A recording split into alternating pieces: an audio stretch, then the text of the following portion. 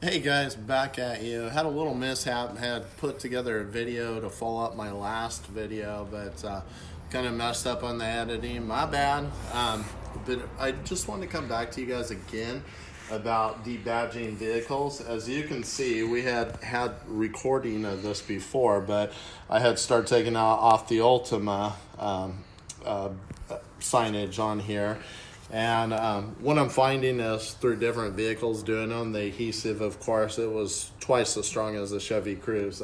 Basically, for each letter that I'm doing, I'm going through 2 or 3 pieces of dental floss to get through it.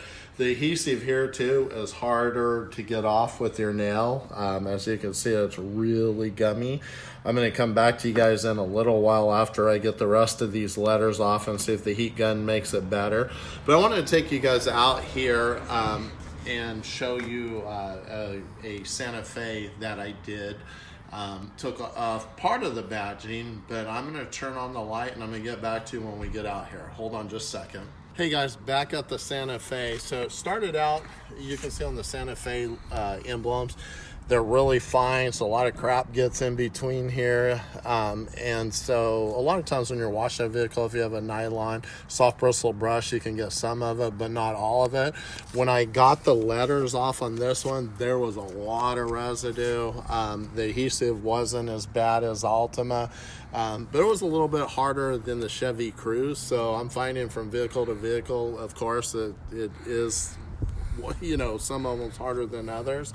But if you get up close here, got everything off. You can see it's nice and shiny. But on this one, I had to use a cutting compound before I used a fine compound for polishing, because all the residue and the crap there, it was really built up. It's a good vehicle, great shape, 2017, but with the fine lettering, it's just something to keep in mind. When you're getting ready to do something like this, do your homework, get on forums, find out if other people have done it to that type of vehicle. You can either even get on the phone with the body shop or the shop at the dealership. So if you went to a Hyundai dealership, talk to their service department, ask them how it's put on. That's what I recommend before you get started. But again, you're going to want to have the dental floss, you're going to want to have acetone or nail polish remover, and at least have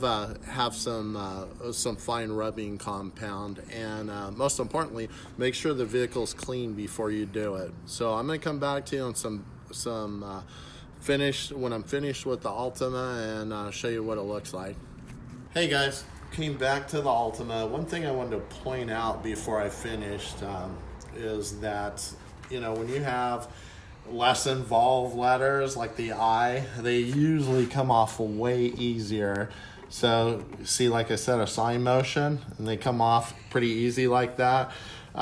Even the ones that have a harder adhesive like this, but then the bigger ones like this, that there's more surface space, it's way harder. As you can see, it's getting there, but let's see how it broke.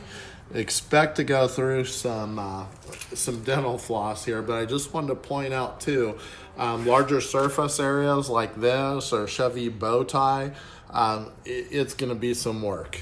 All right, catch you guys in a minute. All right, guys, I want to apologize. It's gotten to be dark, so bear with me a little bit. But in closing, just kind of want to summarize everything. When you're working with the vehicle, just do a little research. Get on the internet, look at a forum on the car you own. You'll find them out there. Contact the dealer, talk to their service department, find out how they put the emblems on. Like I showed you earlier, you can pull on some of the emblems a little bit and see if you can see adhesive behind them. But I finally got the Ultima logo off here. Looks super clean, makes the vehicle look cleaner. This one, like I said, it took some work. The adhesive on there was way stickier than the Hyundai or the Chevy. So, I ended up, instead of using the acetone on that, I was using the 90% alcohol. Cut through the stuff pretty good, but since the car is black, it did leave like a shadow of the emblem where the stuff was darker. I did use a cutting compound on it just by hand, didn't use a buffer, and then I ended up polishing it with some finer polish, so it came out pretty sleek. If you got any questions, you can always hit me up, but take care, guys. Good night.